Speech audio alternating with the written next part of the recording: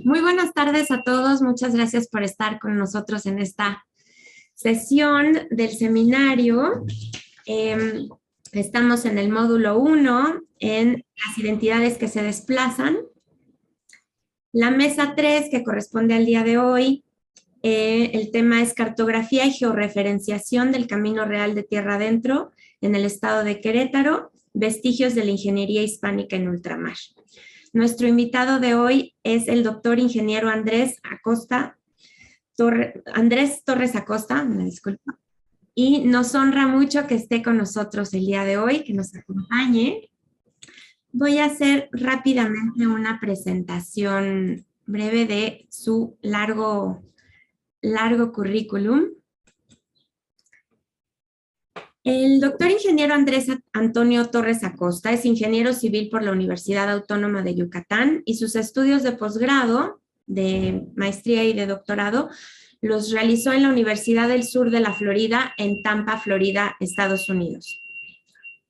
Perdón por el ruido de la calle. Es profesor investigador destacado del Tecnológico de Monterrey, Campus Querétaro, especialista en el área de materiales y estructuras, nuevos productos para materiales de construcción, materiales para restauración de edificaciones de importancia histórica, diseño de estructuras de concreto, acero y madera, durabilidad de materiales de construcción, métodos electroquímicos para la caracterización de materiales de construcción, inspección detallada de estructuras de concreto con problemas de corrosión, historia de las construcciones, en especial los caminos y puentes virreinales, que ahí entra el tema que nos toca a nosotros con el Camino Real. También es consultor en donde ha realizado trabajos de diagnóstico y caracterización por durabilidad de estructuras de concreto en servicio, principalmente puentes y edificaciones en servicio, tanto en ambientes marino, urbano e industrial. Es también investigador nacional nivel 2 del Sistema Nacional de Investigadores del CONACYT. Él, entre muchas participaciones que ha tenido, ha tenido muchas publicaciones, las dos que más se enfocan al tema que tenemos sobre el Camino Real de Tierra Adentro. Es, por ejemplo, la publicación Los Caminos Reales en México, herencia de ingeniería y arquitectura. También participó en el Boletín de Monumentos Históricos del INAH, con temas relacionados al Camino Real, a la georreferenciación del Camino Real de Tierra Adentro. Participado en diversos coloquios, por ejemplo, coloquios con el INAH en torno al Camino Real de Tierra Adentro, y también el congreso que se llevó a cabo por los 10 años del nombramiento ante la UNESCO del Camino Real de Tierra Adentro. Esto entre muchas más. No robo más tiempo y cedo la palabra al doctor ingeniero Andrés Torres Acosta. Bienvenido y muchas gracias por estar con nosotros. Hola, buenas tardes. Muchas gracias al equipo de la UNAM por haberme invitado a dar esta ponencia. Pues bueno, es un trabajo que ese nombre le pusimos. Realmente es un trabajo, como vamos a ver, multidisciplinario y multiinstitucional. Y la parte que voy a estar mostrando corresponde a la parte de ingeniería y arquitectura. En realidad, a ver, déjame aquí pongo el puntero. No, aquí no puedo poner puntero. Bueno, entonces, como decía, es un trabajo multidisciplinario y multiinstitucional. En este trabajo iniciamos en el año, un grupo más pequeño, en el año 2011, en donde hicimos un primer recorrido del tramo Palmillas hacia La Palma y de La Palma a Chichimequillas. Ahorita vamos a ver esos tramos. Y con esta información generamos una primera publicación en el año 2012 en el Boletín de Monumentos Históricos, y es esta publicación la que el INAH de Querétaro se da cuenta y nos invita a participar en este proyecto que inició en el 2018. Aquí aparecen las personas que estuvieron trabajando. Como ven, hay entre museógrafos, antropólogos, fotógrafos, historiadores, y la parte de ingeniería que estamos, hay una socióloga también, y la parte de ingeniería, pues estaríamos aquí estas dos personas, tanto de la empresa de Satelsa como del Tecnológico de Monterrey. Entonces, déjenme continúo. En sí, el camino real de tierra adentro, pues tenemos que involucrar tanto a los actores que por este camino, pues viajaron, como también al escenario mismo del camino, cómo era el camino, dónde estaba ubicado. Y por eso es que iniciamos este trabajo de indagación en cuanto a estos panoramas, este panorama cambiante que va desde la propia época prehispánica, la existencia de algunos tramos que pues eran únicamente transitados por personas, y al llegar ya los españoles cambian estas veredas por caminos tanto de herradura, como también después los hacen más amplios para hacer caminos carreteros o de carretas. Así que este cambio ha sido pues paulatino, y continúa siendo, a pesar que ya estamos en el siglo XXI, continúan modificándose estos tramos o trayectos que originalmente fueron transitados por las culturas prehispánicas. También el uso de estos caminos ha ido modificándose desde lo que es inicialmente durante Mesoamérica, pues eran caminos de guerra, caminos los tamemes llevaban de un lugar a otro productos, los vendedores, etcétera, ¿no? Y después ya se convirtieron en caminos de conquista, después en caminos para trasladar bienes tanto hacia adentro de las minas como hacia afuera de las minas. Y pues obviamente la industrialización después fue modificando esos caminos, al punto que en el siglo XIX empiezan a crearse, fines del siglo XIX, empiezan a crearse los caminos de hierro. Así que los caminos pues carreteros empiezan a disminuir en cuanto a su uso desde el punto de vista de traslado de mercancías. Entonces estas modificaciones pues son las que al final pues han hecho lo que en algunos tramos se ha abandonado por completo, el camino original. Y así fue como que en el caso de Querétaro, iniciamos esta búsqueda en base a pues la información que teníamos en ese entonces y actualmente. La información se sigue obteniendo, ya sea de archivos históricos, inclusive hasta del internet, que ya muchas de las cosas están digitalizadas. Así que como por ejemplo este mapa de Querétaro siglo XIX, mediados del siglo XIX, pues fue obtenido también por medio de la página del INAH. Y pues empezamos con eso, ¿no? Desde el punto de vista de cuál era el trazo del camino y cómo este trazo se ha ido modificando al pasar del tiempo, ¿no? Y empezamos con la primera parte, que sería la cartografía del camino real de tierra adentro, dentro del estado de Querétaro. Y podemos encontrar mapas bellísimos todavía en mapotecas como la de Orozco Iberra, la del Archivo General de la Nación, inclusive el propio Museo Regional del Estado de Querétaro tiene algunos, y se pueden encontrar estas preciosidades, y pues obviamente bien escaneado, podemos hacer acercamientos e ir ubicando en cada una de estas fechas cuál era la evidencia cartográfica que existía de este camino. Entonces, por ejemplo, del siglo XVII, en donde se encontraron 4 de los tramos. Los estamos presentando en colores porque son los tramos que se van repitiendo. Vamos viendo cuántos planos cartográficos se va repitiendo cada uno de los tramos, y ahorita vamos a explicar qué es cada uno de ellos. Otro de mediados del siglo XVIII igual, que pudimos encontrar, de la Sierra Gorda de Querétaro, ¿sí? Y de nueva cuenta, los trazos continuos son los que se encontraban en el plano mismo, en forma de líneas punteadas, como se pueden observar del lado izquierdo en lo que es el acercamiento, y lo que es las líneas de color sobrepuestas, punteadas, pues no existe un trazo en este mapa. Así es como se planteó la simbología de esta revisión cartográfica. Este otro, ya a 3/4 partes del siglo XVIII, de nuevo se encuentran los tramos que hemos estado analizando, ya se encuentra inclusive el tramo que va hacia Chichimequillas, San Miguel del Grande, que es el tramo amarillo, y bueno, el de San Juan del Río hacia Querétaro, como pueden observar allá. Y pues este obviamente es un acercamiento del mapa que está de la derecha, que es preciosísimo, igual todos estos son obras de arte, y pues las tenemos todavía en algunos de nuestras mapotecas, ¿no? A fines del siglo XVIII, una copia de las que ya les había mostrado, de la Sierra Gorda y Costa del Seno mexicano. Igual ahí encontramos la posición de lo que se logra alcanzar a ver del camino de Querétaro, dentro de Querétaro.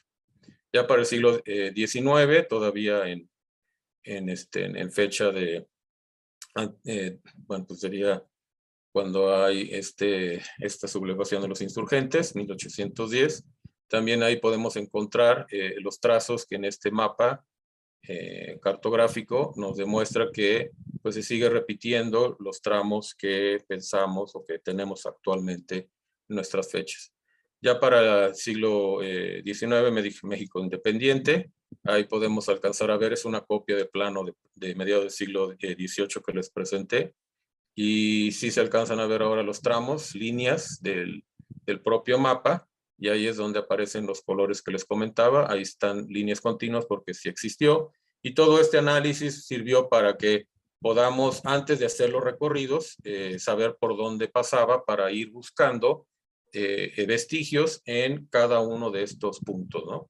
Así que, pues bueno, este otro de mediados del siglo XIX, de nueva cuenta del estado de Querétaro, donde aparecen las localidades también de otras zonas como Cadereyta, parte de la Sierra Gorda, y inclusive del lado izquierdo se alcanza a ver la localidad de Celaya, ¿sí? Ya para mediados del siglo XIX, con estos mapas de Antonio García Cubas, también se alcanzan a ubicar las posiciones de estos mismos tramos del Camino Real de Tierra Adentro, dentro del estado de Querétaro. Y bueno, este otro también de la Sierra Gorda, carta de la Sierra Gorda, en donde de nueva cuenta hay los tramos que les platicaba. Y bueno, y lo que fuimos haciendo después de esta información es ponerla una sobre de la otra para ver estas modificaciones. Claro, algunos planos son casi exactos, otros son representaciones gráficas, y pues por eso hay diferencias, ¿no? Pero por ejemplo en este que vemos aquí, en el tramo, lo que es el tramo rojo y azul del principio, hay un tramo paralelo a él que todavía está en funciones. En el caso de lluvias, se piensa que el camino de abajo era el que se utilizaba y no el camino de arriba. Y bueno, y eso es lo que hasta ahora hemos encontrado en cuanto a cartografía. Este es un mapa ya de finales del siglo XIX, interesante por el tema de que ya tiene hasta curvas de nivel, tiene inclusive algunos detalles de puentes que existían en ese entonces, pero bueno, ya hablando de México independiente, finales del siglo XIX. Este otro también de finales del siglo XIX, hacemos un acercamiento en lo que es la parte cercana a Querétaro, ¿sí? Inclusive no se alcanza a ver lo que es la ciudad de San Juan del Río, pero bueno, nos sirve, como ven, en la parte superior izquierda. Ese siempre nos dio problemas. Ese tramo que va de Querétaro hacia San Luis Potosí, habían veredas, caminos por todos lados, y fue muy difícil ubicar cuál era el camino pues, que se podría considerar como original, por el hecho de que hay muchas comunidades, muchas haciendas, como hasta Montenegro y Buenavista, que hacía que se dispersaran hacia otros puntos los trazos, y pues sí, nos fue un tanto difícil ubicarlos. ¿Sí? Y ya siglo XX, de hecho, se nos ocurrió colocarlo porque es a partir de esa fecha, más o menos, de los 20, principios de los 20, cuando se inicia un programa a nivel nacional de construcción de carreteras, modernización de las de los caminos y se empezaron a pavimentar por el hecho de que ya se empezaban a comercializar los vehículos con ruedas de caucho. Así que es en esta época de presidente Calles en donde se da un impulso, el más grande impulso que hubo en ese entonces, en el siglo XX, en la construcción de caminos. Y por eso es que se nos hizo interesante verlo, porque este fue como que uno de los últimos mapas antes de la modernización de caminos en nuestro país. De ahí, pues también, no solo la cartografía, hemos hecho una evaluación de los itinerarios de viajeros, en donde también te van contando qué es lo que encontraron, qué fecha estuvieron, distancias entre puntos, entre los lugares que estuvieron visitando. Y bueno, aquí hay una serie de documentos que hemos estado ubicando principalmente en el internet, y pues cada uno de ellos, el grupo que los lee, hace sus propios recorridos, como empiezan a hacer este tipo de trabajo, colocando en una hoja en Excel, van poniendo cuáles son los puntos en los que pasó, alguna observación que haya el viajero dicho. Por ejemplo, este es el caso de Fray Francisco de Ajofrín, que hizo este camino hacia Querétaro en el siglo XVIII. Inclusive sus memorias tienen este tipo de apuntes, de dibujos sobre los lugares donde estuvo, por ejemplo, el caso de San Juan del Río, o el acueducto de Querétaro, hasta inclusive, como ven ahí, en el escudo de armas de la ciudad de Querétaro, y la ciudad de Querétaro vista desde fuera, ¿no? Y con esto, pues, en ese caso el trabajo lo realizó la socióloga Alicia. Ella fue la que con toda esta información fue generando los mapas ya del trayecto que hizo Fray Francisco de Ajofrín en el estado de Querétaro. Empezó desde la Ciudad de México y llegó hasta las áreas de Michoacán, así que pues nos interesaba la parte de solo Querétaro. Hay muchos más, pero pues solo quise mostrarles este uno para dar una idea del trabajo, que no solo se hizo una evaluación cartográfica, sino también una evaluación de los documentos de viajeros para hacer un match, como se dice en inglés, tratar de sobreponer la información de unos con otros y ver su veracidad, ¿no? En algunos de ellos. En algunos casos hasta los viajeros iban más a regañadientes y quejándose de todo, de nuestro país, que los mexicanos son unos flojos y cosas por el estilo, ¿no? Pero bueno, eso no nos importaba más bien información sobre si pasaban sobre un puente, si tenían que cruzar el río por medio de una barca, si el camino estaba empedrado, y esa es la información física que es la que estuvimos trabajando en esta parte de los viajeros. Y esta tercera parte es ya en sí lo que se realizó para la ubicación del Camino Real de Tierra Adentro en el estado de Querétaro. Y como pues el procedimiento aquí, la metodología es como ya les estaba explicando. Primero fuimos hacia la cartografía, mapas cartográficos, planos. De ahí nos fuimos, a cartas topográficas en dado caso que se tuviera. Aquí es, por ejemplo, una de fines del siglo XIX de la ciudad de Querétaro, que era una manchita.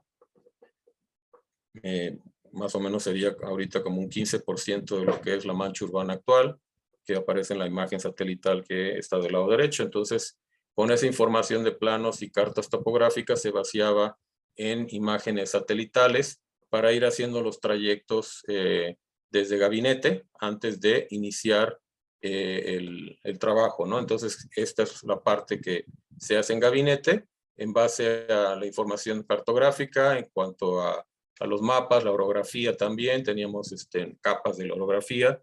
Todo esto, el mapa que se ve a la izquierda está hecho con el ArcGIS, y los puntos eran localidades que teníamos también si mal no recuerdo, de la arquitecta Cintia de Lina. Ella estaba haciendo evaluaciones antes de iniciar el trabajo del Camino Real con haciendas. Entonces tenía georreferenciadas las haciendas, hasta sabía qué tipo de hacienda era, qué producción tenía, etcétera. Entonces esa información generamos la capa y bueno, y se pudo hacer como que primer análisis antes de iniciar los trayectos. Del lado derecho, pues ya aparece lo que es los tramos, los 8 tramos, que al final definimos después de hacer este análisis cartográfico, y son los colores que les fui mostrando en este análisis cartográfico. Los dividimos en 8 tramos, como pueden ver allá. El primero es desde Puerta de Palmilla, que es exactamente el borde entre el Estado de México y el Estado de Querétaro, hasta San Juan del Río, que es el tramo 1. El tramo 2 es del San Juan del Río a La Palma, y La Palma es donde se aparece la bifurcación, en donde el tramo 3 es la que va hacia Querétaro, de La Palma a Querétaro, y el tramo 4, que fue el primero que hicimos en el 2011, entre La Palma y Chichimequillas, que ya es hacia el norte, rumbo a San Luis Potosí. Era el tramo que tomaban los arrieros cuando no necesitaban pasar por Querétaro, se iban a San Miguel de Allende o a San Luis Potosí, pues se daban la giraba, ¿no? No querían, cuando no querían pagar, ¿verdad? El paso. Así que pues se daban una bifurcación por allá. Y también para el tema de lluvias, ¿no? Cuando había lluvias, ese era el camino más seco que existía para ir hacia el norte. Bueno, entonces, en base a esto, a estos 8 tramos, se hacía de nuevo una revisión cartográfica para ver cuáles son los puntos más importantes. De ahí se hacía la lista que se ve abajo en cuanto a las diferentes haciendas o puntos de interés que habría que visitar, y se programaba la visita. Inclusive en algunos de estos lugares estaban cerrados y conseguíamos, ya sea por parte del INAH o de conocidos, la posibilidad de hablar con los actuales dueños y poder entrar a la troje, a lo que era el casco de la hacienda, etcétera, etcétera. Entonces hacíamos este trabajo en gabinete antes de proponer la fecha.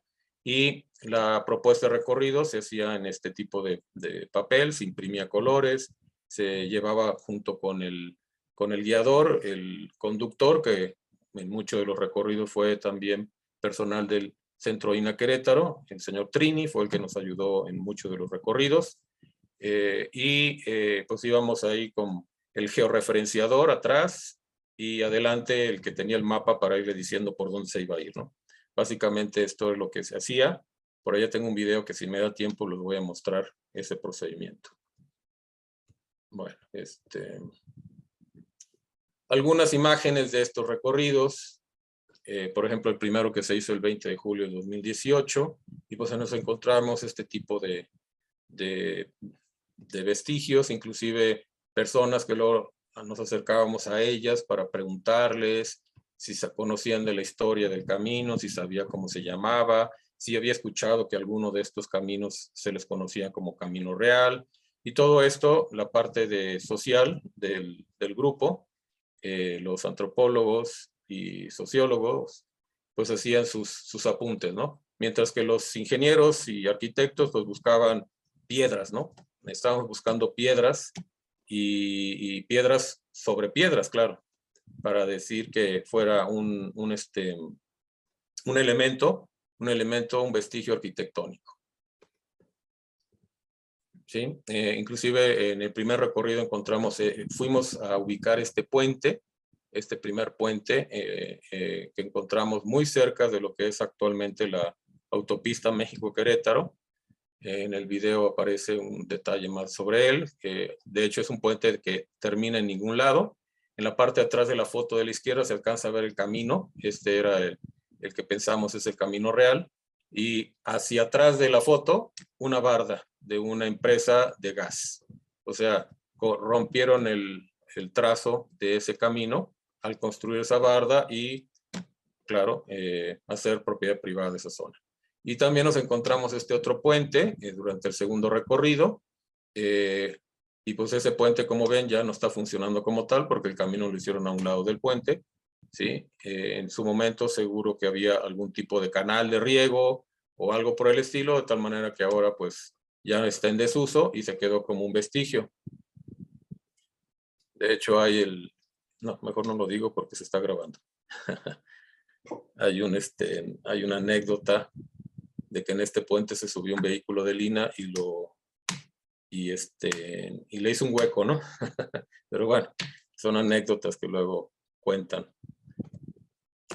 Muy bien, y aquí en el tercer recorrido, hecho en esa fecha, encontramos un gavillero, como se alcanza a ver del lado izquierdo, un gavillero que está abandonado.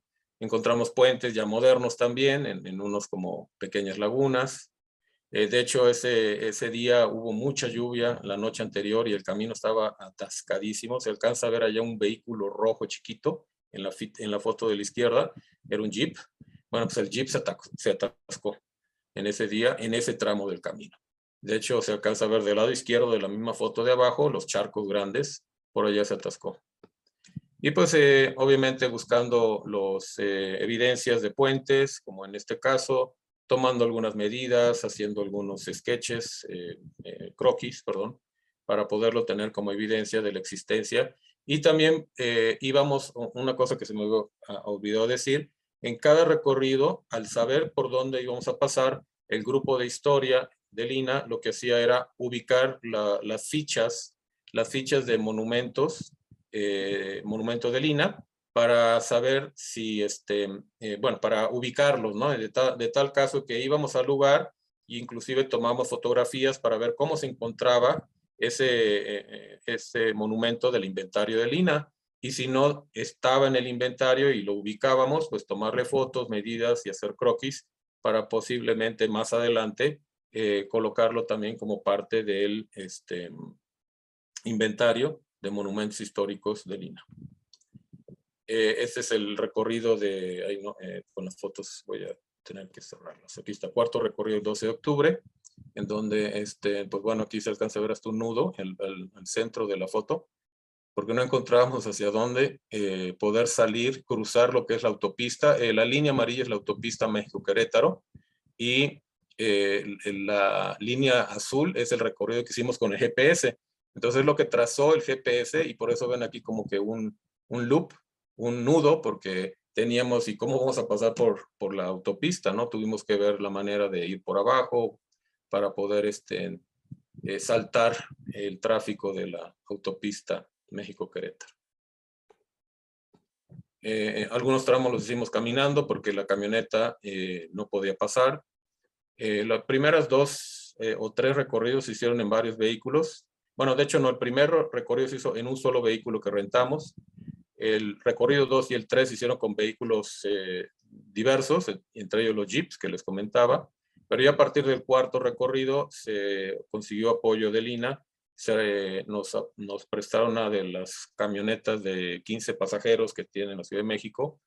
Y bueno, y pudimos ir todos en una sola camioneta, pero había tramos en donde esa camioneta no podía pasar y por eso pues teníamos que ir caminando con el GPS también, ubicando la posición, georreferenciándola, y pues bueno, encontrando lugares donde habían camino empedrado, otros donde era únicamente aplanado.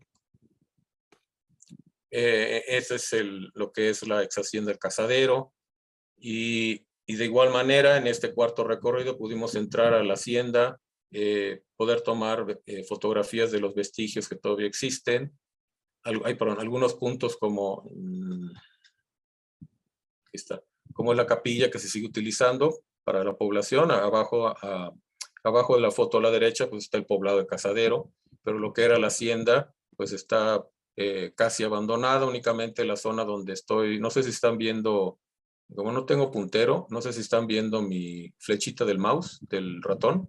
Y se ve el cursor, muchas gracias. El cursor, sí. Entonces esta es la zona que todavía está funcionando de la ex hacienda del Cazadero, ¿sí? Y en ellas la capilla se encuentra en esta parte, en esta esquinita. Entonces, y bueno, sigue funcionando la capilla. Pudimos pues tomar las evidencias de algunos de los muros con los contrafuertes, que pues era aparentemente la zona de la troje.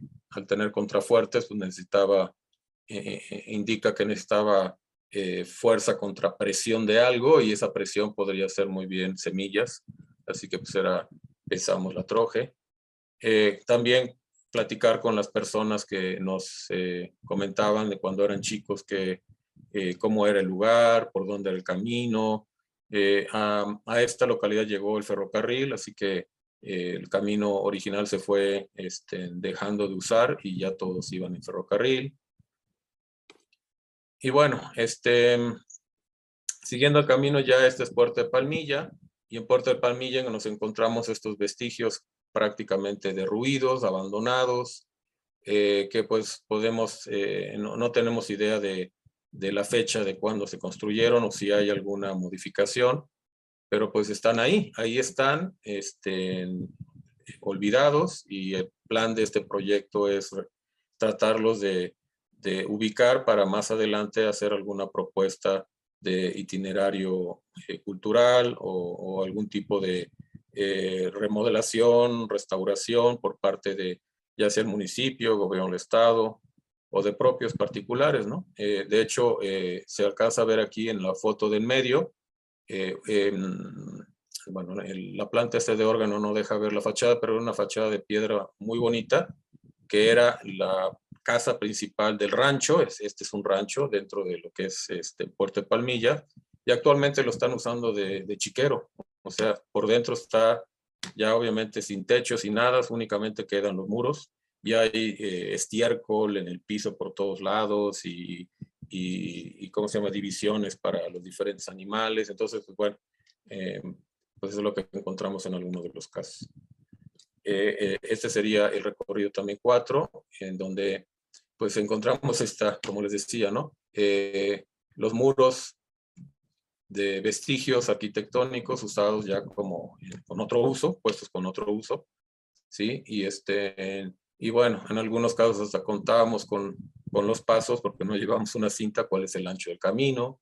Ese es el camino que va a San Juan del Río. Atrás de nosotros, en esta foto que estoy mostrando, atrás de nosotros está la autopista México-Querétaro, y este era el camino original que entraba a lo que es San Juan del Río.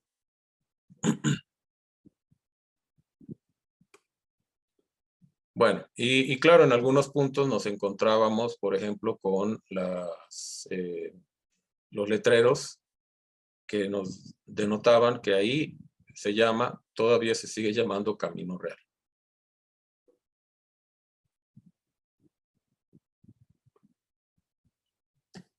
Encontramos también estas mojoneras, pero bueno, estas mojoneras son ya del siglo XX.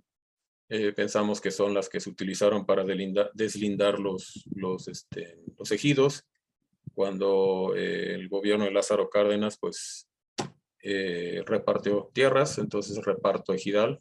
Así que pues bueno, eso no es del camino colonial o camino virreinal, pero pues están allá todavía algunas de ellas.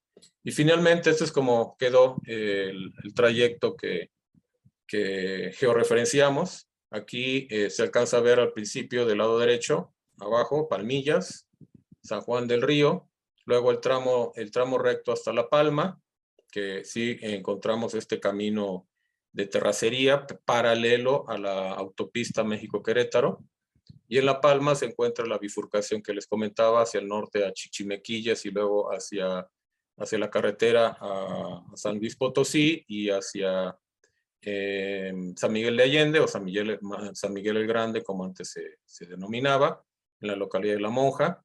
Y después de La Palma hacia lo que es la ciudad de Querétaro, y de Querétaro también ubicamos puntos dentro de la ciudad con mapas cartográficos también que tuvimos al alcance del siglo XVII, siglo XVIII de la ciudad de Querétaro, en donde se alcanzan a ver la nomenclatura de Camino Real dentro de la ciudad, así que pudimos ubicarlo.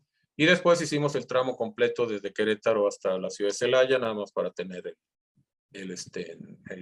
bueno, la referencia, ¿no? Realmente el estado de Querétaro termina, está aquí el cursor, termina más o menos aquí, en esta zona.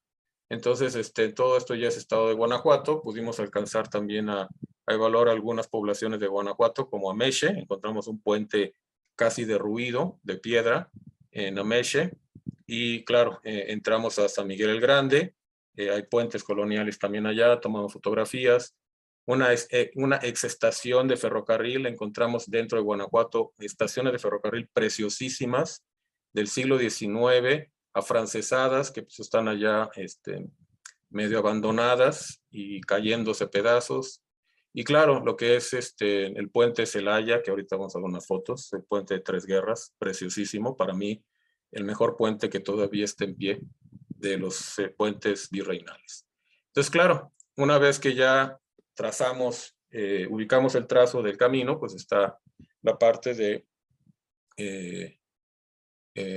los vestigios que hay sobre la ingeniería española del ultramar. ¿Y cuáles son esos vestigios? Pues lo que se tiene como es estos pues planos entre comillas, vamos a decirle, información técnica de cómo se hacen los caminos de diferentes épocas, tanto del siglo XIX, siglo XVIII, y este es el caso del Archivo General de la Nación, siglo XX también. Estos son tomados también de libros sobre ingeniería española del ultramar, en donde se ven los detalles de cómo se construían los puentes. De hecho, esta fotografía, mapa que está aquí abajo a la derecha, es un mapa del siglo XIX en donde se explica la reparación que le hicieron al puente de Alcántara en lo que es Toledo, que en algún momento se cayó. Entonces era la manera como se reparaban estos puentes, y me sonó más interesante para ver cómo se generaba la bóveda principal, el arco, y de ese arco cómo se colocan las cargas hacia arriba, ¿no? Como buen ingeniero que soy, ¿no? Y estructurista, me encantan ese tipo de información. Pero ya para situaciones de México, estos mapas que se encuentran en Sevilla o en el Archivo General de la Nación, de proyectos del Puente de la Antigua, por ejemplo, el que está en Veracruz, que hubieron varios proyectos y al final se construyó el que todavía está en pie. Uno que está en México, Toluca, que también está como proyecto, no lo hemos ubicado, si todavía existe, si es que llegó a construirse. Otros que pues todavía siguen en pie, como por ejemplo el puente en Salvatierra, Guanajuato. Esa es la fotografía de la izquierda, esta fue hecha por Fray Francisco de Ajofrí en el siglo XVII, perdón, dije siglo XVIII, pero él estuvo en el siglo XVII.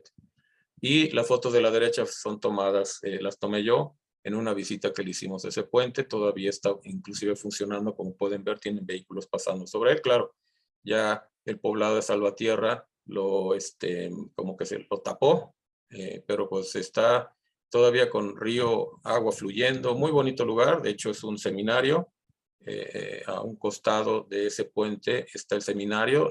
Las paredes que están de lado en esta foto, estas paredes son del mismo seminario de la Confraternidad de los Operarios del Reino de Cristo, y pudimos entrar para tomarle fotos y meternos por debajo del puente, como pueden observar.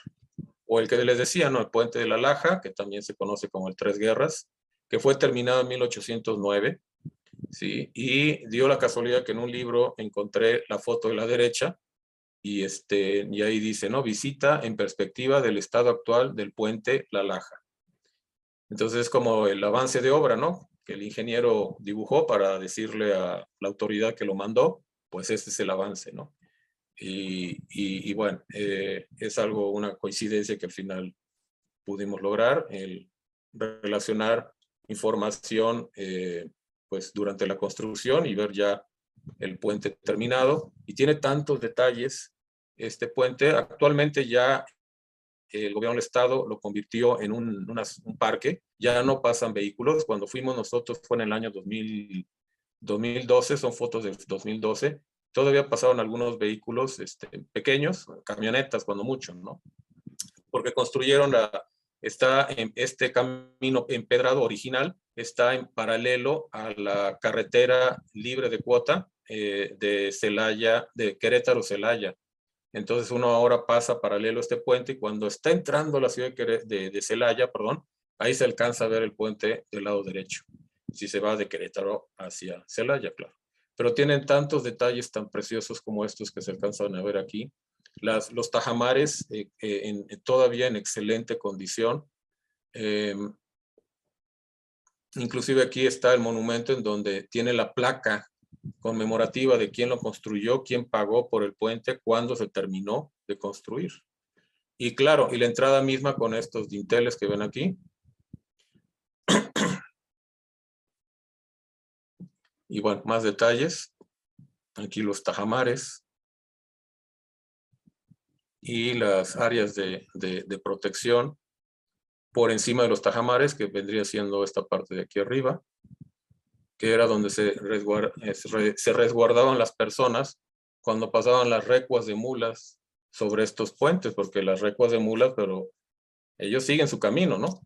Como también algunos que manejamos no tan bien, que nos pueden decir mula, durante nuestro trayecto, pues así pasaba, las mulas pasaban, y entonces las personas que iban caminando en la dirección contraria o en la misma dirección y se les estaba acercando, pues se tenían que resguardar en esa zona mientras pasaban todas las mulas, ¿no? Y bueno, el mapa que está, o el plano que está del lado derecho, es un plano que encontramos en una biblioteca de la Secretaría de Comunicaciones y Transportes, del mismo puente, el puente de la Laja, en donde da detalles de sus dimensiones, está hecho a escala, y estaba fechado en 1908, este plano. El puente San Juan del Río, La Venta, también se llama Puente Nacional, tiene muchos otros nombres, que se encuentra en San Juan del Río. Estos son unos mapas de San Juan del Río siglo XVI, el de la izquierda, y San Juan del Río siglo XIX. El puente, quise hacer un acercamiento, pero pues me iba a quedar muy chiquito los mapas, ya no lo hice. Se encuentra en donde está el puntero, de este lado. Y en este puente pues hemos tenido varias oportunidades de acercarnos. Igual está, bueno, está inclusive un poco más alejado este puente de Querétaro que el de Celaya, el de Tres Guerras. Pero pues hemos ido algunas veces más a este puente de La Venta o de San Juan del Río. Y ahí, bueno, ahí la placa de quién lo construyó, cuando se inauguró en 1710. Claro, esta es la versión final. Este puente ha tenido 2 o 3 diferentes versiones desde que se crea en el siglo XVI, más o menos, hasta 1710, o sea, siglo XVIII, inicio del siglo XVIII, que es la fecha en donde dejaron el puente como está actualmente, ¿no? Entonces, igual aquí se alcanzan a ver los tajamares, los arcos, es un puente de 5 arcos. Y también encontré el mapa, este plano, hecho también en 1912, del lado derecho está la inscripción, y el detalle del cruce que iban a hacer, iban a mover el río de tal manera que tuviera otra dirección, ¿sí? Y ahí aparece el puente, los detalles del puente, del lado derecha arriba. Hice un acercamiento y pues el puente sigue siendo el mismo, ¿no? En cuanto a tamaño y demás. Ahorita ya, cuando hicimos esta evaluación en el 2012, el puente todavía pasaban vehículos sobre él. Inclusive hicimos esta primera aproximación ingenieril, hacer una prueba de carga para determinar la resistencia del puente, hacer un modelo matemático de elemento finito para ver cómo se deforma el puente con las cargas, bla, bla, bla, etcétera. Y cuando ahora quisimos regresar en el 2022, de hecho regresamos, nos encontramos que el puente ya es peatonal, ya no pasan vehículos encima de él.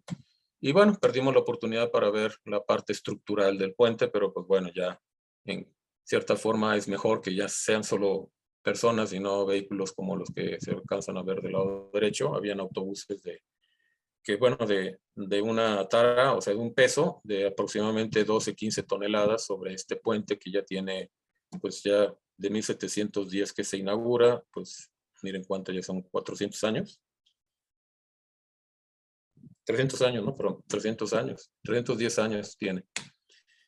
Y bueno, esto pues obviamente nos dio la tarea de investigar más sobre los puentes virreinales. Hay veces que luego comento que son puentes coloniales y me dicen que estoy equivocado, que México no fue una colonia, fue un virreinato. Entonces, pues realmente para mí como ingeniero, pues digo puente colonial, puente virreinal y se me hace igual, pero pues para tratar de ir más acercado a la realidad histórica, pues bueno, son puentes virreinales. Entonces, en este caso, el puente lo que hicimos fue empezar un trabajo de revisión. A Lina le solicitamos lo que son estos fichas de inventario. Lo tienen catalogado por tipo de estructura y nos dieron el catálogo de todos los puentes que están en el país catalogados como puentes históricos. Entonces, lo que nos dieron fueron hojas en PDF, como ven del lado izquierdo, algunas con fotografías, con datos, inclusive cuando fueron construidos. Aquí se ven estos puntos rellenos. Quiere decir que este fue construido a partir del siglo XVII, perdón, 18 es este punto. Se reconstruyó en el 19 y en el 20. Este es un puente en el río Querétaro, en el centro histórico de Querétaro. Y bueno, esa es la información. Lo que hicimos fue trasladarla, toda esta información, a un archivo en Excel. En total, si mal no recuerdo, puentes carreteros eran alrededor de 752. También en el mismo catálogo existen, y nos los entregaron, puentes de ferrocarril, pero pues obviamente ya salía de nuestro alcance, así que esto los dejamos guardados para otro proyecto. Y solo nos dedicamos a trabajar los puentes carreteros. Y también lo que hicimos fue seleccionar todos los puentes que se construyeron entre el siglo XVI y el siglo XVIII. No incluimos siglo XIX, pues porque no se tiene una fecha exacta y podríamos haber considerado algunos que no fueron construidos durante la época virreinal, sino fueron construidos ya en México independiente. Y bueno, esa fue nuestra idea, ¿no? De no incluir los puentes más allá del siglo XVIII. Pero luego de transformarlos a una hoja en Excel, lo que hizo nuestro buen amigo Joel Altamirano, es experto en temas de georreferenciación, pues lo convirtió, o más bien ubicó las coordenadas geográficas, que es esta otra columna que en la anterior no estaba. Únicamente en las fichas del INAH te dice la localidad. ¿Cómo se llama la localidad? Y calle, número, colonia, aquí del lado derecho se ve. Únicamente tenía eso. Entonces lo que aquí nuestro buen amigo Joel hizo fue ubicarlo uno por uno en el Google Maps, ¿sí? Y de ahí ir colocando las coordenadas. Y finalmente se alcanzó a hacer el mapa que está del lado izquierdo. Inclusive hay algunos colores porque los rojos significa que no los encontró en Google, o ya los destruyeron o quedaron completamente tapados por algo arriba y no se podían ver por medio de la fotografía satelital. Los naranjas que pues dan más o menos una versión de que parece ser que sí, pero pues hay que ir a visitarlo. Y todos los colores entre verde y azul son los que sí logró localizar. Entonces, ya que los convirtió en Excel, esta hoja en Excel lo exportó a tablas en formato DBF, ¿sí? Para entonces ya poderlo utilizar en un software de gestión geográfica como es el ArcGIS. Entonces, la transformación de Excel a ArcGIS fue relativamente rápida y de ahí fue generando estas vistas, como se alcanzan a ver aquí, de información. Y lo que pues al final decidimos fue, bueno, pues ¿por qué no hacer un software, un sistema de gestión de puentes virreinales o coloniales? Y pues en esto se trabajó hasta alcanzar esta, pues más o menos exactitud. Aquí alcanzamos a ver en este mapa, son varias capas. La capa de orográfica, que están los cerros, las montañas, todo lo que es orografía. La capa de las líneas de los estados, ¿sí? De la separación entre estados políticos de México. Luego tenemos la capa de los caminos reales, que pues están coincidiendo con caminos actuales, principalmente pavimentados. Y digo, no solo se logró ubicar los de Querétaro. Al principio, como les decía antes de entrar al proyecto con el INE en el 2018, empezamos a trabajar esto desde el 2009, generando las capas de los caminos. Ubicamos más o menos los caminos reales, los 4 caminos reales principales: México-Veracruz, y de hecho México-Veracruz son 2 diferentes, uno pasando por Perote y el otro pasando por Puebla. El México-Acapulco, que es el que ven aquí abajo, que va hacia abajo. México, el camino real de tierra adentro, que es México-Santa Fe. Y el último, México-Guatemala, que pasa por Oaxaca, ¿no? Entonces, esos caminos los llamamos los principales o reales, y los transversales son los otros de color guinda, más o menos, que son los caminos secundarios. Y los puntos son la posición de los puentes. Entonces, en algunos casos sí, el puente coincide con el camino. En otros están fuera del camino porque pues, posiblemente sean puentes dentro de alguna población. no nada más de puentes de carreteros, sino también puentes internos en ciudades, ¿no? Entonces, este es el número de puentes que tiene el catálogo de Lina del siglo XVI, que son 15 ya ubicados. Para el siglo XVII, el catálogo muestra 23, y de nuevo aquí ya se alcanzan a ver mejor, más completos, tanto México, Veracruz, como México, Oaxaca. Bueno, México, Guatemala, que pasa por Oaxaca, y por Soconusco también. Y bueno, la posición de los puentes del siglo XVII, que como ven, más o menos como la mitad están dentro de lo que son los trazos del camino. Y para el siglo XVIII ya hay 81 puentes dentro de este catálogo, y también ubicándolos con la capa de puntos morados. Y bueno, el plan era hacer este sistema ya una vez terminado la georreferenciación. Este es un sistema que existe, está todavía en una página no pública, porque todavía no hemos terminado como debe de ser este proyecto. Planteamos que se puede utilizar dentro de la página del INAH, pero pues todavía después llega la pandemia, por desgracia, y pues ya nos trastocó por completo, y muchas de las cosas se quedaron en stand-by, entre ellas este proyecto. Se empezaron también a hacer modelos 3D del proyecto, tomando las fotografías satelitales, también fotografías del propio puente. Entonces ahí tuvimos a una ingeniera trabajando en los modelos digitales, que puedes tú rotarlos en un programa que se llama SolidWorks.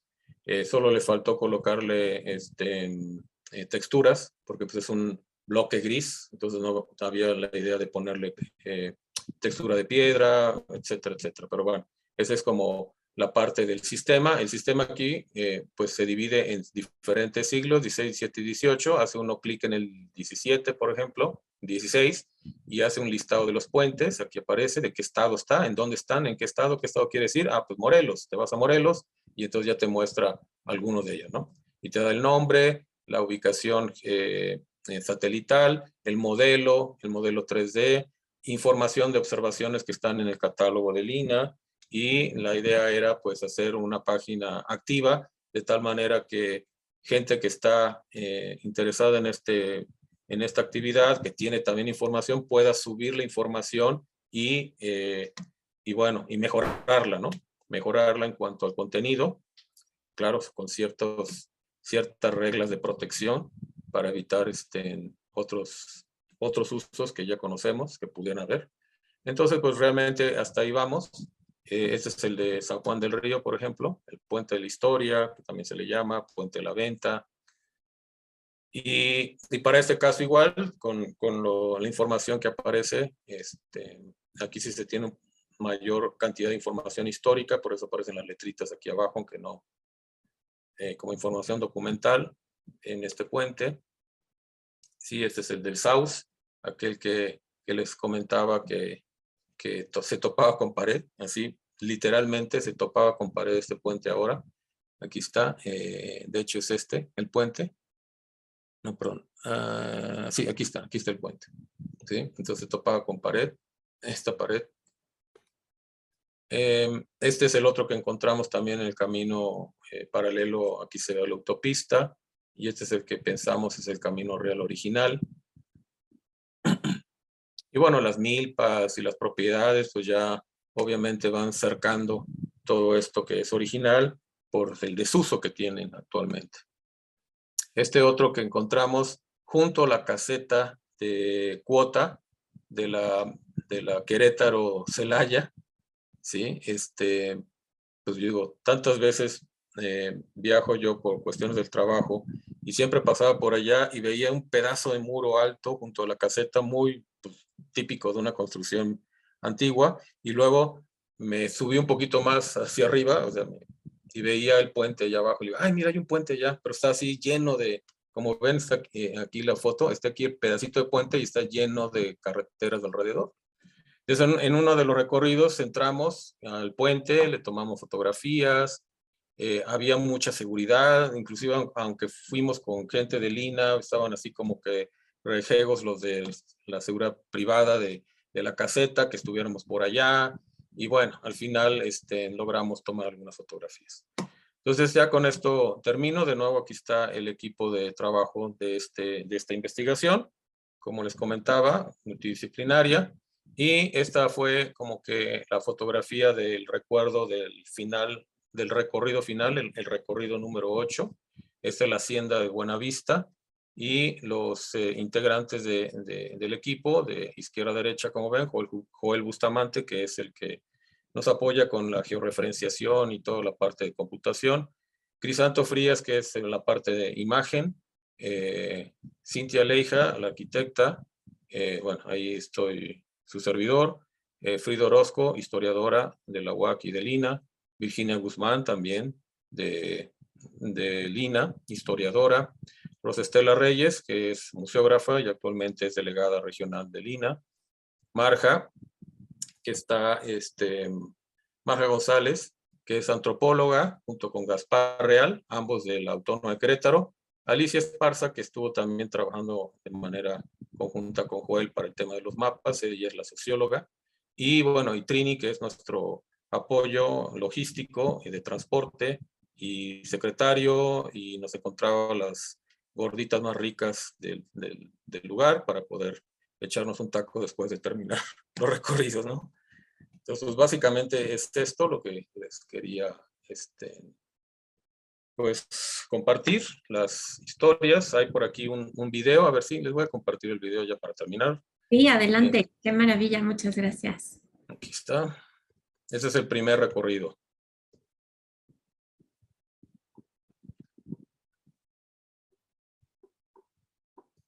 Solo que, bueno, ahí está. Sí.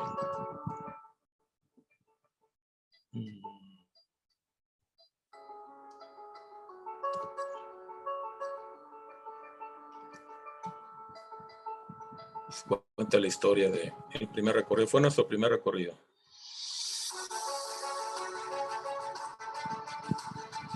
Y específicamente San Juan del Río. Y este es el camino real dentro de San Juan del Río.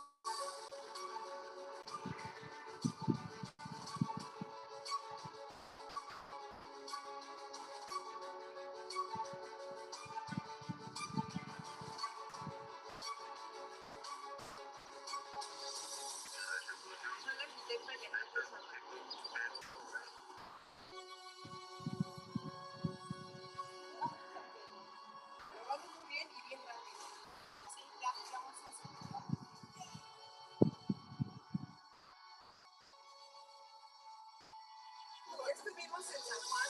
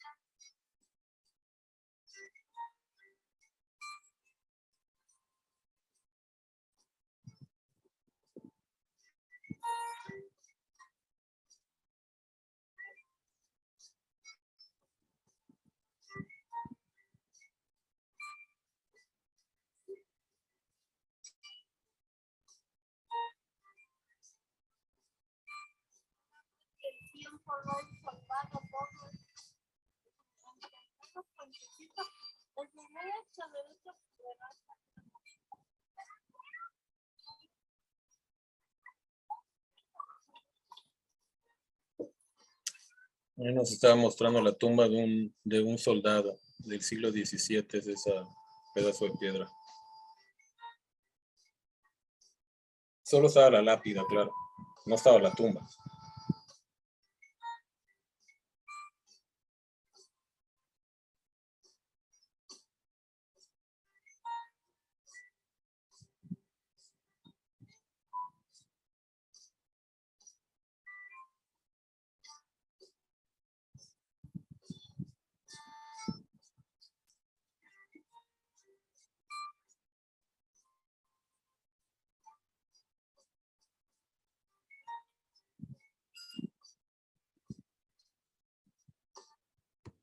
Y bueno, hay así otros 4 más, pero realmente es nada más un rápido vistazo de la información que se pudo obtener durante estos recorridos. Y que pues la idea es continuar. El año pasado retomamos después de la pandemia, regresamos al camino ya ubicado para hacia los vestigios y ahí tomarles medidas, dimensiones, hacer croquis.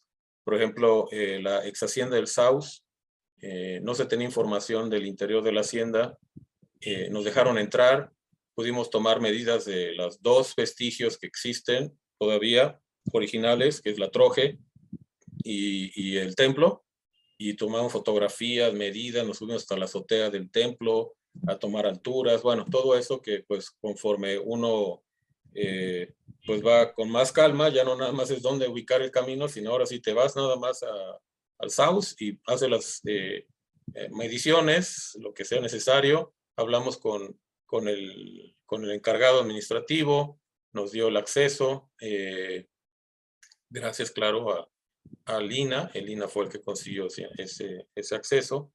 Y pues bueno, así se piensa continuar. Hicimos 3 recorridos el año pasado, uno fue al Saus, otro fue a la hacienda de Chichimequillas, que entramos a los 3 vestigios que están por separado en Chichimequillas. Antes era toda una sola pieza. Ya no nos dio tiempo, existe una presa por allá que también fue construida por los agustinos, pero pues estaba algo alejado de lo que es el poblado de Chichimequillas y ya no nos dio tiempo de hacerlo. Así que pues hay todavía trabajo que hacer y esperemos que pues el proyecto no ha terminado, vive todavía y pues esperemos este año y los siguientes continuar. Lo felicito muchísimo, me sumo a las felicitaciones, a las numerosas felicitaciones que están poniendo en el chat. El señor Arredondo, el señor Manuel González, el señor José, Lucía Sánchez, Gabriela López, todos hablando de la buena propuesta, el desarrollo de la investigación. Felicitaciones a todo el equipo por enhorabuena al equipo y al conferenciante. Un ejemplo de uno de muchísimos proyectos de acciones que podemos hacer en cada uno de nuestros estados. Excelente presentación, muchísimas felicidades por el trabajo que se ha realizado. Es increíble el trabajo que realizaron, de verdad es enorme y es una pena que la pandemia los haya frenado porque eso sería una maravilla tenerlo al alcance de todos. Eso no debe de parar ahí. Es una maravilla de proyecto, de verdad, felicidades y gracias por compartirlo con nosotros. Es increíble ver lo que hicieron, lo que lograron y poder ver todos estos puentes, la cantidad de puentes, no puedo creer que todavía decía más o menos 752 puentes, más o menos, ¿no? Sí, más o menos. Y es solo esa región, ¿no? O sea, No, todo México, en todo México, son los 750. Ok, eso es de Lina, de todo, ok. Así es, okay. así es.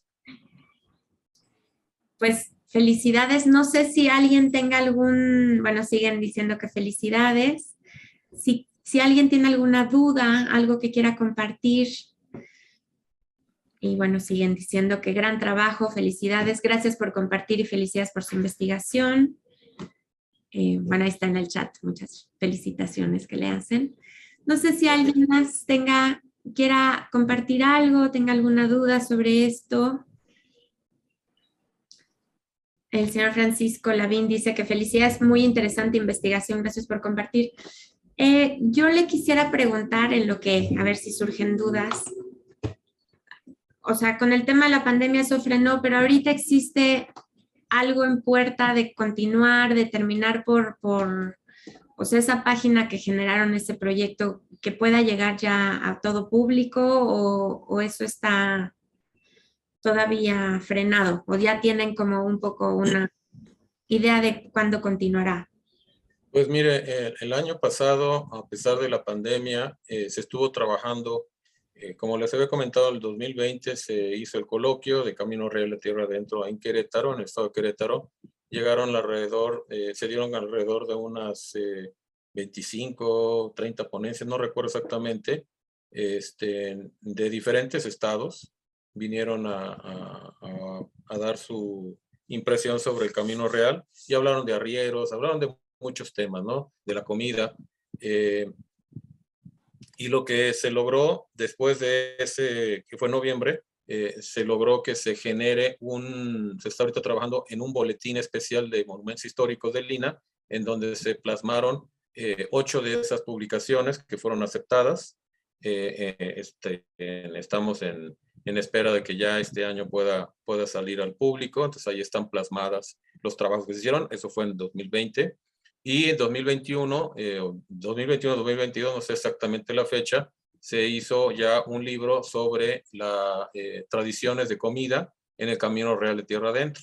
O sea, sí se sigue trabajando, o sea, la parte de georreferenciación y ubicación fue la que se tuvo que parar, pero obviamente con el trabajo de gabinete, gente dentro del grupo pudo adelantar, ¿no? Y realmente el grupo pues no ha sido siempre el mismo número, han entrado, salido otros, así hemos estado trabajando. El primer recorrido estuvimos como 20 gentes, 20 personas de diferentes áreas, y después pues fueron, hasta inclusive entraron arqueólogas en 2 recorridos, luego ya no regresaron, porque pues tenían otros compromisos con el INAH en sus propios proyectos. Entonces todo era por el gusto de poder trabajar, no existía como tal un proyecto cuando iniciamos. Fue hasta, creo que el 2020, donde INAH aprobó un proyecto al INAH regional, en donde estaban trabajando ahí la historiadora Virginia, en la museógrafa también, Rosa Estela, varios de los que están dentro del grupo consiguieron este proyecto, pero pues sabemos cómo ha habido recortes en investigación y por la parte económica se fue reduciendo enormemente, al grado que pues hubieron sí algunos, ¿cómo decir?, entregables, como les decía, el tema del boletín, el libro, algunas publicaciones que hicimos en congresos, pero realmente el proyecto per se, ya en campo, se tuvo que detener hasta mediados del 2021, del año pasado, en donde regresamos a la ubicación ya más exacta de los puntos que queríamos revisar. Y pues en este año no hemos continuado, o sea, estamos todavía en espera de tener una siguiente reunión del grupo para planear cuál sería el siguiente punto a regresar para las evidencias arquitectónicas, que es lo que queremos trabajar. O sea, lo que es el inventario de monumentos históricos del INAH, incluirle información que no está, sobre todo la gráfica, ¿no?, en cuanto a croquis, mapas y demás, y poderlo mejorar en lo que es el camino real dentro del estado de Querétaro. Y eso es el plan que se tiene para este año al menos, ¿no? Fantástico, muchas gracias.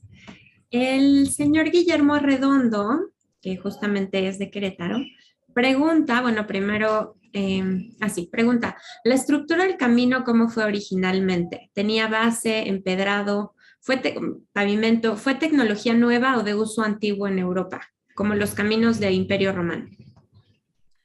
Bueno, principalmente este camino, se puede decir que el camino, al menos de México a Zacatecas, que se conoce como el Camino de la Plata, fue el primero construido como tal, empedrado, en ciertas partes, no en todo el camino, pero fue como que el primer camino construido al menos en lo que es Norteamérica, como debe de ser, ¿no? Después se construyó el de Veracruz, el de aquí de Ciudad de México a Zacatecas, el Camino de la Plata, fue construido más o menos en los 1540s. En cambio, el de Veracruz fue por ahí de los 1560s, ¿no? Igual, solo tramos, o sea, realmente nunca se hizo un camino completo.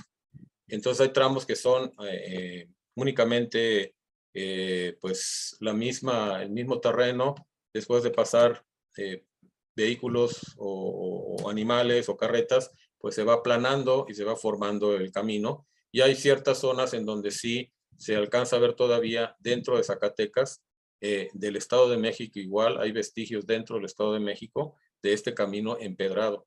Pero pues es la misma tecnología de colocarle piedras, sobre todo piedras redondas, de canto rodado, como se le dice, con un mortero de base cal, porque obviamente en esos entonces no existía el cemento, es un mortero de arena con cal apagada, y con eso se fijaban las piedras en el propio camino. Gracias, muchas gracias. No sé si hay... No Sí, sé, yo adelante. quisiera hacer también, ingeniero, siguiendo un poco los comentarios del ingeniero Arredondo, ¿cómo se solucionaron los problemas de las subidas y las bajadas? Porque eso en el Camino Real de Tierra Adentro, de Zacatecas hasta Santa Fe, lo encontramos básicamente en Durango. Hay varias cejas en Durango que impidieron el paso del Camino Real y hubo que hacer rodearlo mucho. Por ejemplo, en el área de Nazas, Durango, que hubo que desviarlo el camino porque hay una ceja como de 250 metros que no puede ser manejada. El desnivel es sumamente alto, pesado. ¿Cómo lo manejaron acá en Querétaro? ¿Hay indicios de eso? Bueno, no existen indicios porque realmente la zona de Querétaro y todo el Bajío es casi una plancha. No Sí. hay una orografía tan difícil como es la zona del norte de Durango, porque pues bueno, Durango ya pertenece a la Sierra Madre occidental, y entonces ahí se tenían muchos problemas, pero de todas maneras el camino que pasaba por Durango y continuaba por Chihuahua, trataban de ir en las planicies, en las zonas más planas, porque pues realmente los caminos en nuestro país, en toda América, pues eran construidos en gran medida por personas que vivían cerca, ¿no? O sea, no era de que venía un ingeniero del rey para hacer el trazo y para hacer colocar el camino mismo, o hasta inclusive los puentes se tenían que hacer, algunos muy pocos fueron construidos por arquitectos famosos, como el caso de San Juan del Río, pero no todos eran construidos por gente conocedora o experta o profesional en esa área, eran gente con experiencia de construir templos, de construir haciendas, y lo mejor que podía, ¿no? Inclusive había, por ejemplo, el de San Juan del Río, varias veces lo intentaron construir y la corriente se llevaba toda la cimentación, entonces tenían que volver a hacerla de nuevo, ¿no? Y hay historias que comentan esto, ¿no? Como el caso del puente Papagayo en la zona de Guerrero, que jamás se pudo lograr construir un puente, porque era en zona de secas, trataban de terminarlo, pero llegaban las lluvias y ¡bam!, se llevaban todo lo construido, ¿no? Por el tema de que en nuestro país es así, el centro está muy alto, ¿sí? Y cuando caen las lluvias son lluvias fuertísimas que hasta los propios conquistadores, bueno, los españoles, los europeos, decían que se caía el cielo, ¿no? Y cuando se caía el cielo, se llevaba todo en el paso, ¿no?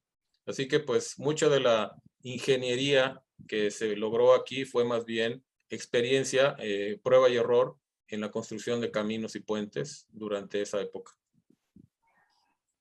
Muchas gracias.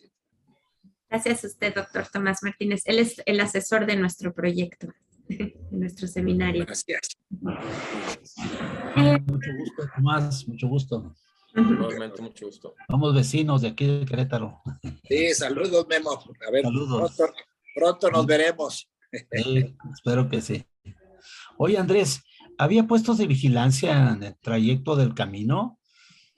Las garitas, pues más que puestos de vigilancia eran de cobro. En el camino hasta lo que es Querétaro, como sabemos, Querétaro era en la garganta de tierra adentro, pues había como que protección del mismo pues, el ejército español, ¿no? Pero más allá de Querétaro, pues se tenían que formar o se tenían que construir como estas fortificaciones, ¿sí? Para los ataques de los chichimecas, sobre todo eso, ¿no? Los chichimecas fueron pues el grupo que dio más trabajo para poder pacificar en esa zona. Y estoy hablando desde lo que es Santa Fe hasta abajo, claro, ya no se llaman chichimecas, pero eran otras culturas, pero pues eran prácticamente personas que no tenían un lugar específico y eran nómadas y generaban todos estos problemas. Entonces en Querétaro era como que el límite, ¿no? El límite, el borde de la parte, vamos a llamarle, bueno, de lo que es Aridoamérica y Mesoamérica, ¿no?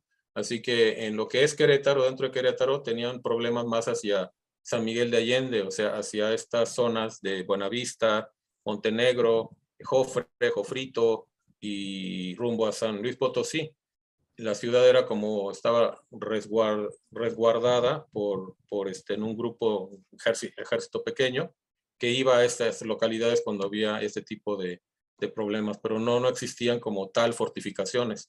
En San Miguel de Allende sí, ahí de hecho se construyó una primera, y era como que el puesto más de avanzada hacia el norte. Después se fueron hacia Zacatecas, y conforme iban yendo hacia el norte o hacia Sonora, pues iban construyendo estas como fortificaciones, que bueno, los protegían de estos ataques, ¿no? Muy bien. Gracias, Andrés. No, nada.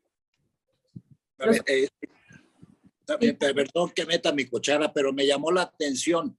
Mira, nosotros reconocemos en San Miguel en Valle de Allende, Chihuahua, una garita donde la gente se registraba, la gente que iba a salir a Nuevo México, tenía que registrarse en Valle de Allende, y era una garita, era una fortificación, no era exactamente un presidio, porque el presidio estaba un poco más retirado, pero y entonces sí es interesante saber si había control de los pasajeros. No, en el caso del Nuevo México, en la provincia de Guadiana, sí lo había, pero allí era también por una cosa muy fuerte. Era un área gigantesca, casi 1,500 kilómetros, que tenías que recorrer desde Valle de Allende a Chihuahua, a Ciudad Juárez, bueno, a Paso del Norte Albuquerque, y luego Santa Fe y quizás hasta Taos.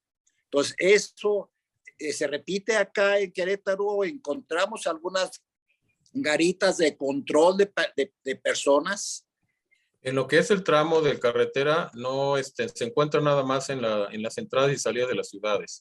O sea, en San Juan del Río, en lo que es la ciudad de Querétaro, de hecho, hay en los mapas, en los planos del siglo XVII, siglo XVIII, las inscripciones en el mismo plano o mapa que dice garita al pueblito, por ejemplo, ¿no? Garita a Celaya, garita de México, y aparece la que viene de Pie de la Cuesta, que es el tramo más cercano a lo que es ahora la ciudad de Querétaro.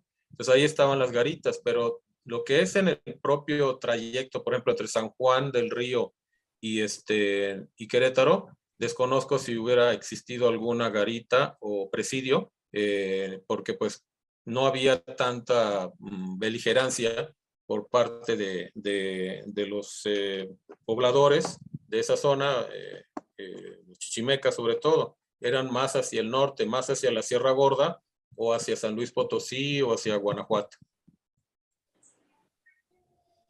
Gracias. Bueno. No sé si alguien más tiene alguna pregunta o algo que quiera compartir. Sí. Adelante. ¿Puedo hacer una pregunta? Por supuesto. Ingeniero Torres, lo felicito. Yo radico en Querétaro desde hace más de 40 años y me ha dejado mucha tarea, ¿sí? Le quiero hacer una pregunta. Bueno, en relación a lo que habían comentado antes, existían presidios en Cadereyta, en Tolimán, en Peñamiller, ¿sí? Precisamente para evitar la Sierra Gorda, que siempre fue una tierra que digamos, llegaron los españoles en épocas muy tardías. Pero mi pregunta va un poco fuera de tiempo y es en relación al señor Cayetano Rubio, que construyó la fábrica de Hércules, La Purísima y San Antonio en 1840 y tantos. Y en ese entonces todavía no existía ferrocarril y trajo maquinaria de Europa muy pesada. Cuando yo voy a la fábrica de Hércules o voy a San Antonio, no me imagino por cómo trasladaron esa maquinaria pesada, porque el ferrocarril, digamos, se construyó hasta 1870 y tantos, México-Veracruz. Entonces, esa es la pregunta. Sé que no corresponde a la fecha en donde usted expuso en forma magistral su tema, pero quería saber cuál es su punto de vista. Gracias.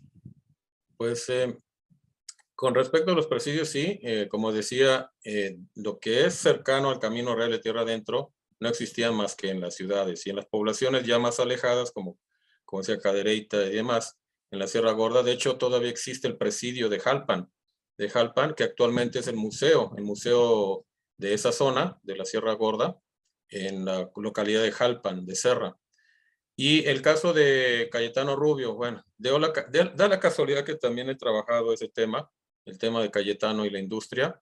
Estoy dentro de un seminario de industrialización en México, siglo XVI, siglo XIX, y he trabajado la historia de las 3 fábricas de Cayetano Rubio, que fueron Hércules, La Purísima y San Antonio, que esa ya no la vio funcionar porque exactamente se termina de construir cuando fallece, él fallece en 1875.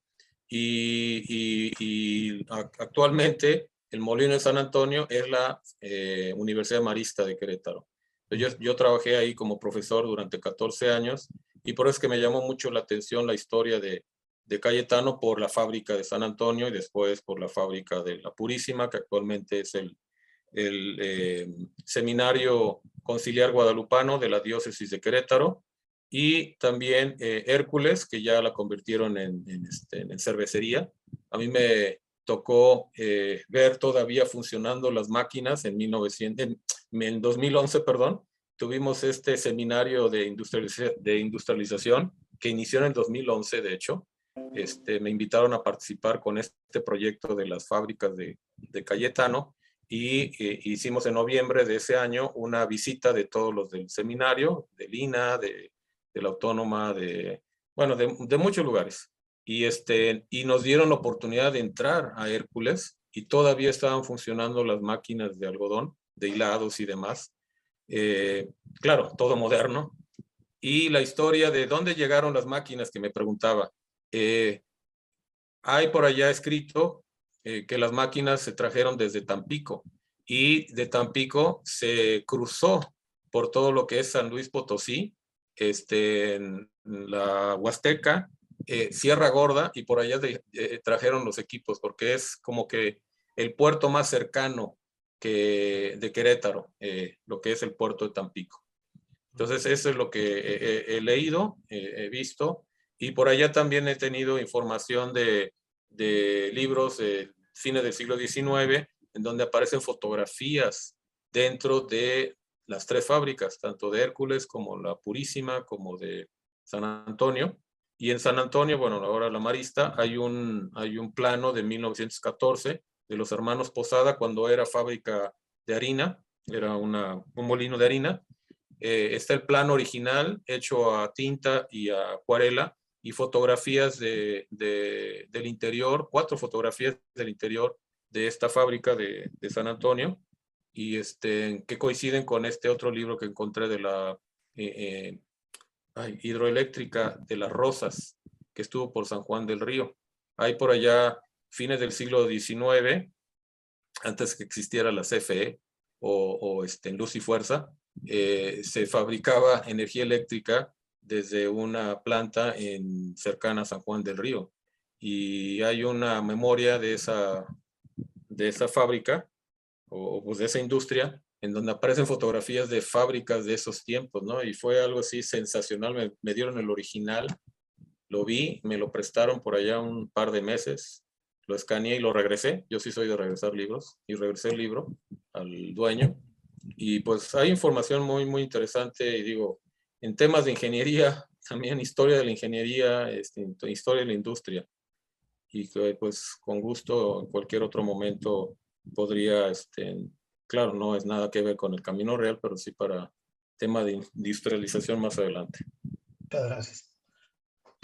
Gracias. Muchas gracias y gracias, señor Mario, por su pregunta.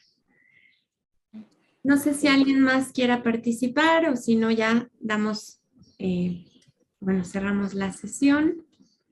¿Alguien más que quiera participar? Bueno, pues muchísimas gracias, doctor ingeniero Andrés Torres. Fue un gusto tenerlo, fue una maravilla este recorrido que nos hizo primero con esos mapas y planos tan bellos y después ver toda esta labor. Felicidades de verdad a todo su equipo. Es un trabajo brutal, que ya son 13 años, ¿no? De trabajo. Felicidades de verdad. Sí, más o menos. Bueno, rápidamente, bueno, déjenme ver si hay alguien. No, pensé que había una pregunta más, pero no. Quiero dar las gracias a todos por estar con nosotros. Les recuerdo que la semana que viene tenemos nuestra cuarta mesa dentro del módulo 1 de identidades que se desplazan y vamos a ver estrategias de ocupación en el Camino Real de Tierra Adentro, enfocado en Zacatecas, con la licenciada Diana Aguilar Borjón. Y pues muchas gracias a todos. Gracias, doctor ingeniero. Fue un placer tenerlo en nuestro seminario, de verdad enriquecedor total. Y como bien dijo el señor Mario Echavarría, nos deja mucha tarea. Y ojalá podamos hermanar este proyecto, ya después le escribiré, para el proyecto que estamos haciendo en el Centro Cultural Universitario Tlatelolco como parte de la UNAM. Justo queremos pues que el Camino Real se empiece a promover más como algo turístico y esta labor que ha hecho creo que es muy, muy relevante para poder agregar estos puntos y sitios de interés a visitar. Gracias de nuevo y muy buena tarde a todos. Hasta luego. Buenas tardes. Hasta luego. Gracias, felicidades. Luego, Andrés, gracias, Natalia. Muchas gracias, Juan Andrés, a todos. Gracias por aquí. Hasta luego. Hasta luego. Hasta luego.